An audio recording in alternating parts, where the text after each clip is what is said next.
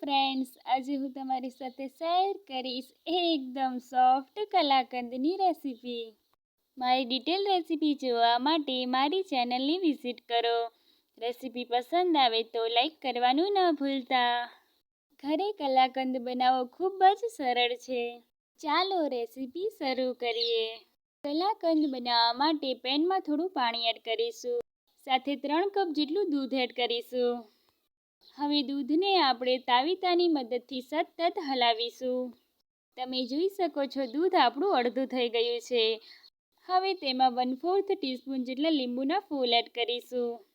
તમે તેની જગ્યાએ લીંબુના રસનો પણ ઉપયોગ કરી શકો છો. હવે તેને આપણે સતત હલાવવાનું છે, નહીં તો તે પેનના તળિયે ચોંટી જશે. હવે તમે જોઈ શકો છો દૂધમાંથી કણીઓ થઈ ગઈ છે. હવે આ સ્ટેજ ઉપર આપણે 1/4 કપ જેટલી ખાંડ એડ કરીશું. સાથે ફ્લેવર માટે એલચીનો પાવડર એડ કરીશું. 1 ટીસ્પૂન જેટલું ઘી એડ કરીશું અને બધી જ વસ્તુને મિક્સ કરી લઈશું.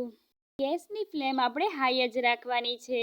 તો હવે 45 મિનિટ જેટલો સમય થઈ ગયો છે. તો હવે ગેસની ફ્લેમ બંધ કરીને મિક્સચરને નીચે ઉતારી લઈશું. હવે મિક્સચરને ઘીથી ગ્રીસ કરેલી પ્લેટમાં એડ કરી દઈશું. તેને 8 કલાકનો રેસ્ટ આપીશું. તો તૈયાર છે કલાકંદ.